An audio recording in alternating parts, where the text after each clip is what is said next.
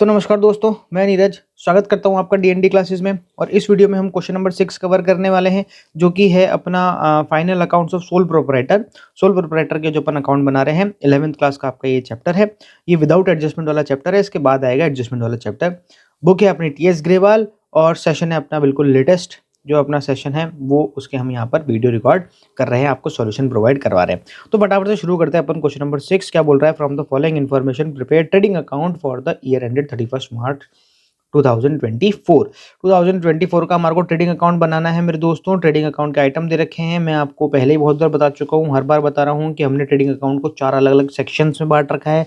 पहले सेक्शन में अपन यहाँ पर ओपनिंग स्टॉक और परचेज लिखते हैं, दूसरे सेक्शन में हम यहाँ पर डायरेक्ट एक्सपेंस लिखते हैं, तीसरे सेक्शन में हम यहाँ पर सेल्स लिखते हैं और चौथे सेक्शन में हम यहाँ पर क्या करते हैं, क्लोजिंग स्टॉक लिखते हैं। बिल्कुल इस तरीके से आपको ट्रेडिंग अकाउंट को क्या करना है, याद रखना है। फर्स्ट, सेकंड, थर्ड और फोर्थ सेक्शन के हिसाब से आप बिल्कुल सेक्शन वाइज चलेंगे। आपके दिमाग में आप एक बार सेक्शन बैठा के रखेंगे ना, तो आप एग्जाम में कभी भी कोई चीज़ भूलेंगे नहीं। क्या होता है कि हम कोई ना कोई चीज़ लिखना भूल जाते हैं। ये क्वेश्चन इतना लेंदी आता है जिस पे ट्रेडिंग अकाउंट, P&L अकाउंट और बैलेंस शीट बनाना है आपको, तो इसमें क्या होता है, हम कुछ ना कुछ मिस्टेक कर देते हैं, आइटम क्या करते हैं, भूल जाते हैं। तो आपको क्या करना है, ऐसे सेक्शन वाइज बना के और इसको याद रखना है। तो मेरे दोस्तों बढ़ते हैं, अपन यहाँ पर ट्रेडिंग अकाउंट बना देते हैं। अपन को जो आइटम दे रखे हैं उन आइटमों से अपन फटाफट से ट्रेडिंग अकाउंट बनाना शुरू करते हैं। तो सबसे पहले अपन को क्या चाहिए, ओपनिंग स्टॉक। तो अपन यहाँ पर क्या लिखेंगे, टू ओपनिंग स्टॉक। और आपका स्टॉक आ गया भैया कितना, 40,000 रुपये का हमने ओपनिंग स्टॉक लिख दिया। इसके बाद फटाफट से ढूंढ के क्या लिख दो, परचेस। देखो अगर आपको पहले से पता होगा ना कि आपको क्या लिखना है, तो आप क्वेश्चन में फटाफट से वो आइटम ढूंढ लोगे जो आपको लिखने का है। अब मतलब टाइम वेस्ट नहीं होगा आपका, ठीक है ना। अब जब भी अपन परचेस देखते हैं ना, तो फटाफट से देख लो कि कहीं परचेस रिटर्न तो नहीं है, क्योंकि जब भी आप परचेज लिखेंगे ना, तो परचेज में से क्या करना पड़ेगा आपको, परचेज रिटर्न माइनस करना पड़ेगा। तो देखो ऐसा है, ये एक सेकेंड ना, मैं ये लाइन कंप्लीट कर देता हूँ। अब देखो परचेज दे रखी है हमारे को यहाँ पर कितनी, 4 लाख रुपए की परचेज दे रखी है। और देखना यहाँ पर एक है रिटर्न आउटवर्ड और एक है रिटर्न इनवर्ड। ये दो चीजें हैं। अब रिटर्न आउटवर्ड और रिटर्न इनवर्ड का क्या मतलब हो गया, रिटर्न आउटवर्ड का मतलब हो गया वो माल जो हमने खरीदा था उसे हम क्या कर रहे हैं, वापस कर रहे हैं, वो हमारे यहाँ से बाहर जा रहा है। तो ये हो गया मेरे दोस्तों परचेज रिटर्न। और ये रिटर्न इनवर्ड का मतलब हो गया कि जो आइटम हमने सेल करा था वो दोबारा से हमारे यहाँ पर आ रहा है, तो उसे हम बोलेंगे भैया इनवर्ड, रिटर्न इनवर्ड। तो ये हो जाएगा मेरे दोस्तों सेल्स रिटर्न। तो है ना, कंफ्यूज मत होना, कई बार वो नाम ऐसे आपको परचेज रिटर्न और सेल्स रिटर्न ना देकर आपको रिटर्न आउटवर्ड और रिटर्न इनवर्ड दे देता है, तो कंफ्यूज मत होना। तो क्या करना, परचेज कितनी दे रखी है, 4 लाख, 4 लाख को क्या लिखना अंदर। अब इसमें से माइनस क्या करना, माइनस हो जाएगा मेरे दोस्तों आपका परचेज रिटर्न यानी रिटर्न आउटवर्ड, ठीक है ना। मैं यहाँ पर लिख देता हूँ, आपको रिटर्न आउटवर्ड लिखना है। यहाँ पर 80,000 उसमें से अपन माइनस कर देंगे तो कितना आ जाएगा, 3,20,000 रुपीज़ क्या आ जाएगी अपनी, ये आ गई मेरे दोस्तों परचेस। अब परचेस के बाद में अब क्या आ रहा है, ये अपना एक सेक्शन कंप्लीट हो गया, ठीक है ना। सेक्शन वाइज ध्यान रखो, मैं फिर से कह रहा हूँ, सेक्शन वाइज ध्यान रखोगे बहुत बढ़िया रहेगा। ये अपना पहला सेक्शन कंप्लीट हो गया। अब अपन बढ़ते हैं अपने दूसरे सेक्शन की तरफ, जिसमें अपन क्या करना है, डायरेक्ट एक्सपेंस लिखने हैं। तो देखो ढूंढो अपने क्वेश्चन में डायरेक्ट एक्सपेंस का है, सेल्स नहीं है, कैरेज इनवर्ड, कैरेज इनवर्ड ये जो है दे रखा है, ये डायरेक्ट एक्सपेंस है। तो टू कैरेज इनवर्ड। अगर आपको कैरेज आउटवर्ड दे रखा हो मेरे दोस्तों, तो वो डायरेक्ट एक्सपेंस नहीं है, वो इनडायरेक्ट एक्सपेंस है। मैं पहले आपको समझा चुका हूँ कि क्या डायरेक्ट एक्सपेंस होते हैं, क्या इनडायरेक्ट एक्सपेंस होते हैं। अगर आपको नहीं पता या आपने पुराने वीडियो नहीं देखे, तो जो क्वेश्चन नंबर सेकंड वाला जो वीडियो जिसमें क्वेश्चन नंबर सेकंड समझाया है, उसके अंदर मैंने डायरेक्ट एक्सपेंस और इनडायरेक्ट एक्सपेंस को बड़े अच्छे से बता दिया है, ठीक है। कैरेज इनवर्ड हो गया। कैरेज इनवर्ड के बाद देख लेते हैं भैया वेजेस एंड सैलरी, तो वो भी यहाँ पर आ जाएगा। अब देखो साथ ही साथ मैं आपको बताता जा रहा हूँ कि अगर सैलरी एंड वेजेस लिखा आ जाए तो फिर इधर मत लिखना। क्या लिखा है यहाँ पर, वेजेस पहले लिखा है फिर सैलरी लिखा है।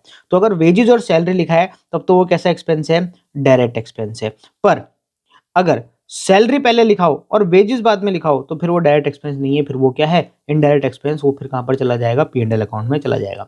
ये हो गया भैया। अब यहाँ पर हमारे डायरेक्ट एक्सपेंस सारे के सारे क्या हो चुके हैं, खत्म हो चुके हैं। अब हमारे को बढ़ना है अपने थर्ड सेक्शन की तरफ। ये हो गया मेरे दोस्तों आपका सेकंड सेक्शन कंप्लीट। अब हम बढ़ते हैं थर्ड सेक्शन में। थर्ड सेक्शन में सबसे पहले अपन को क्या लिखनी है भैया, सेल्स लिखनी है। तो अपन यहाँ पर क्या लिखेंगे भैया, बाय सेल्स, और सेल्स को अपन लिख देंगे भैया अंदर, 3,80,000 रुपये अपन ने लिख दिए अंदर। अब क्या करेंगे, इसमें अपन माइनस करेंगे क्या, सेल्स रिटर्न। सेल्स रिटर्न अपनी 20,000 रुपये अपन ने पहले से आइडेंटिफाई करके रख रखी है, वो माइनस कर देते हैं। इसमें से बाहर आ जाएगा कितना, 3,60,000 रुपये आपके यहाँ पर बाहर आ जाएंगे। अब क्या करना है, यहाँ पर आपका थर्ड सेक्शन हो गया कंप्लीट। अब हम बढ़ते हैं फोर्थ सेक्शन की तरफ, जिसके अंदर अपन को क्या करना है, क्लोजिंग स्टॉक लिखना है। तो अपन क्या कर लेते हैं, यहाँ पर लिखते हैं बाय क्लोजिंग स्टॉक और यहाँ पर आ जाएगा आपका 1,30,000 रुपये। अब अपन ने क्या कर दिया मेरे दोस्तों, सारे आइटम यहाँ पर क्या कर लिए, कंप्लीट कर लिए। एक सेकंड अपन ने लाइन नहीं पढ़ी। देखो आखिरी लाइन क्या बोल रहा है, नेट रिलीजेबल वैल्यू या market value of stock as on 31 March 2024 is 1,20,000 rupees. ओहो, यहाँ पर देखो उसने अपन को एक बहुत इंपॉर्टेंट पॉइंट दे दिया है। ये कह रहा है कि जो 31 मार्च 2024 को जो स्टॉक दे रखा है, इसका मतलब ये बात कर रहा है कि इसकी क्लोजिंग स्टॉक की बात कर रहा है। तो क्लोजिंग स्टॉक की देखो अपन को यहाँ पर वैल्यू कितनी दे रखी है, अपन को बुक के अंदर वैल्यू दे रखी है भैया 1,30,000 रुपये। तो इसे क्या बोलेंगे भैया, इसे बोलेंगे बुक वैल्यू। और दूसरी तरफ इसने वैल्यू अपन को नीचे क्या दे रखी है, 1,20,000 रुपये। और ये जो वैल्यू दे रखी है, ये कौन सी वैल्यू दे रखी है आपको, ये दे रखी है मेरे दोस्तों मार्केट वैल्यू।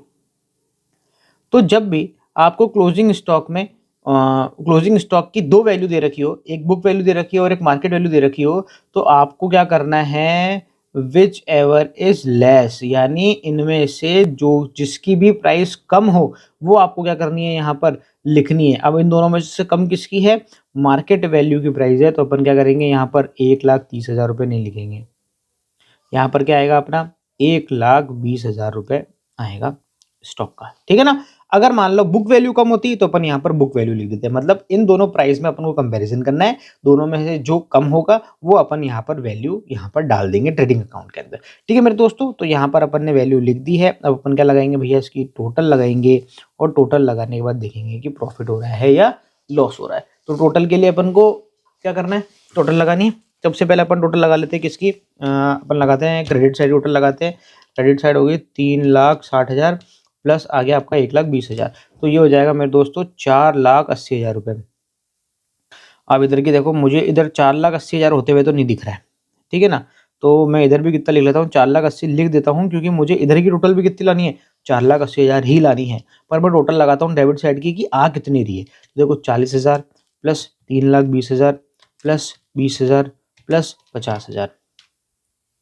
तो यहाँ पर 4,30,000 रुपये टोटल आ रही है और मुझे कितनी लानी है, 4,80,000। तो मैं 4,80,000 में 4,30,000 क्या कर दूंगा, माइनस कर दूंगा। तो 50,000 रुपये यहाँ पर कम पड़ रहा है, तो मैं यहाँ पर 50,000 रुपये और लिख देता हूँ। ये 50,000 रुपये निकल गया आपका बैलेंस, और इसे ही हम क्या बोलेंगे, टू ग्रॉस प्रॉफिट। और ये आपने निकाला है बैलेंसिंग फिगर से, इसलिए इसके आगे लिखेंगे बैलेंसिंग फिगर। तो इसी के साथ में हमारा ग्रॉस प्रॉफिट का आंसर निकल गया है। ये देखो ये रहा, ये निकल गया आंसर अपना। तो मेरे दोस्तों ये क्वेश्चन आपका हो गया है खत्म।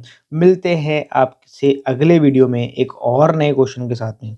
जब तक के लिए मस्त रहें, स्वस्थ रहें, खाते पीते रहें। जय हिंद।